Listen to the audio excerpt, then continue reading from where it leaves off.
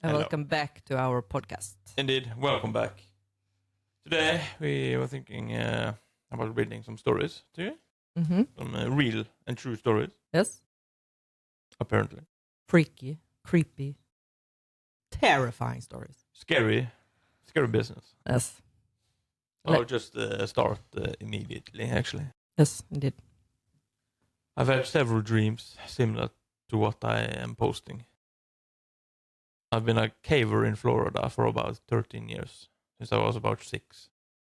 And have been to a lot of caves. Never been afraid before this to go in one.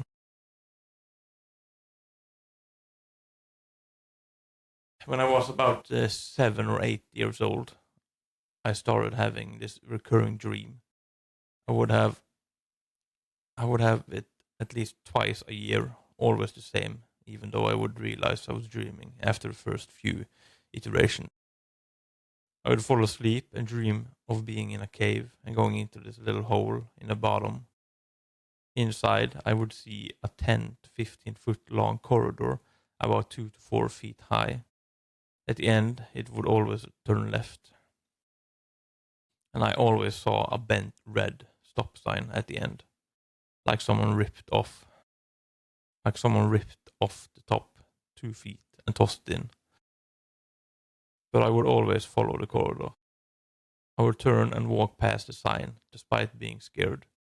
Despite many times knowing that what was there. And the corridor would start descending, opening up into a large vertical chamber with a path leading down in a corkscrew. Everything became blurry at this point, but it was always the same.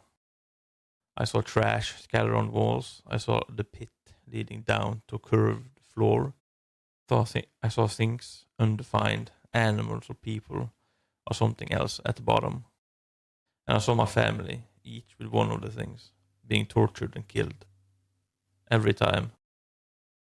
And I could never do anything.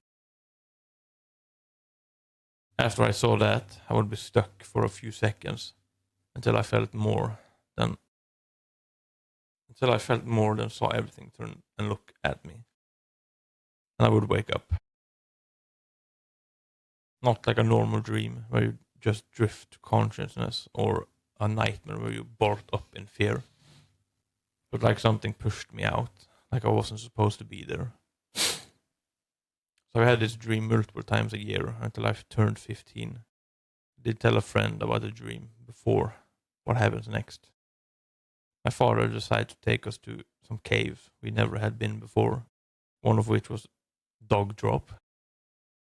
It was likely named so because someone either threw their pet in there or a coyote fell in and the body was later discovered.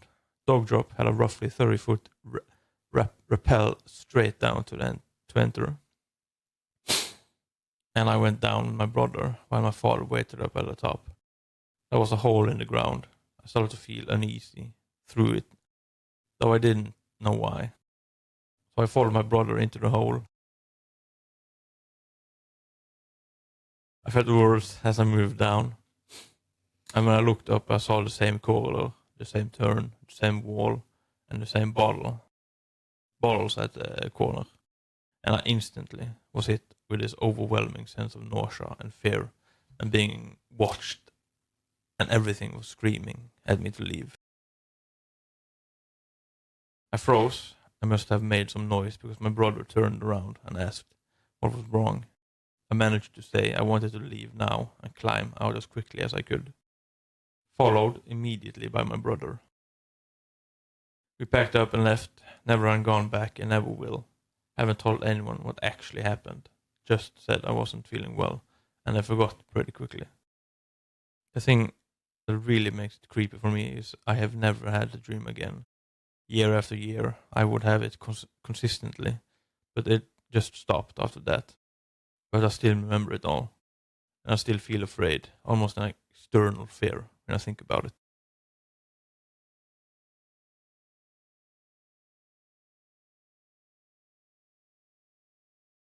I lived in an old apartment in 2002. The place was built in the 1900s, so it was just over 100 years old when I moved in. The living room and kitchen were fine, but the bathroom and the bedroom were unnerving. Like I just always felt like I was being watched, especially in the bedroom if the closet door was open.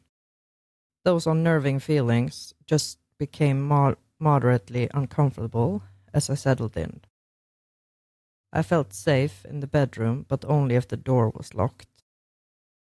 One night I was dead asleep when there was a loud bang on my bedroom door. When I got up the courage to get out of bed, I checked the apartment and all the windows were closed and locked from the inside. The door still had the chain secured. No one was in there. Mentioning the closet in the bedroom, I never liked going in there, and I never liked if the door was open. For some reason, in my head, I would hear gasping noises. So for that reason, the closet stayed closed. A month or more after I was woken to the bang on my door, I was dead asleep, but something woke me up. And it was a pressure on me like being held down. It was pitch black in my room. I couldn't see anything, but I knew someone was standing over me. When I could finally turn on a bedside lamp, no one was there. After then, I couldn't sleep in the dark. I had to sleep with the lamp on. The incident scared the life out of me, and after that, the unnerving feeling of being watched intensified. Friends would come over and comment about being uncomfortable in the bedroom, like being watched. It became so uncomfortable for me. When I had the chance to move to another unit, I jumped at it. I packed up and got out. After me, several people entered the apartment and they would move out within months. I became friendly with the building manager and I told him that I felt the place was haunted. He kind of laughed it off. Years after they were renovating the place, building manager was doing some painting in there. The building owner was there too. I went and checked out the apartment and it looked nicer. It didn't feel as creepy. I got to talking with the building owner and thought the course of conversation he just throws it out there that a former tenant committed suicide in the closet by hanging themselves. He also mentioned that the original designer of the building lived in an apartment and died in there.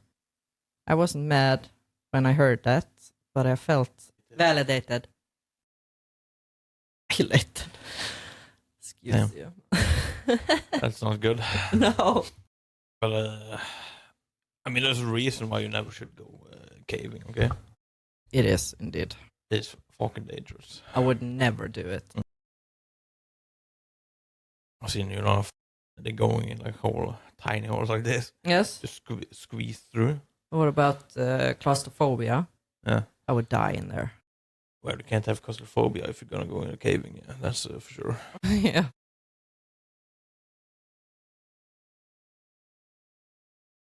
It was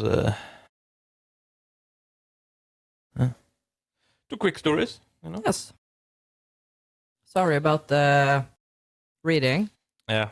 Not that good. Not the best. Nope. Not yet, anyways. We will get many better. We will. So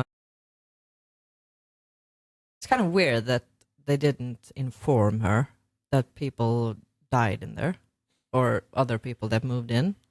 Yeah, I thought you're supposed to do that. Like, isn't that something you have to disclose? Or am I wrong? Maybe it's when they sell it, so you have to disclose it. But I don't know if you have to disclose it when you're just renting the place. Yeah, that might be some difference there. In Norway, you have to say if it's I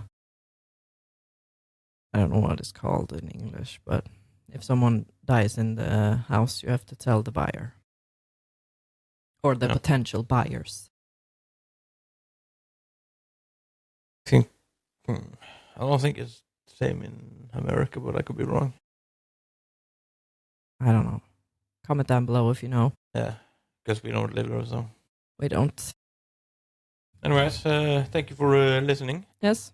Tell us if you want to hear more. Yeah. About of our bad reading. Yeah. And maybe you'll get to hear our bad reading again. Even if you don't want it. Yeah. You know? I mean, might just put it out there. Yeah. Just put it out there anyways. Yes. Anyways, goodbye.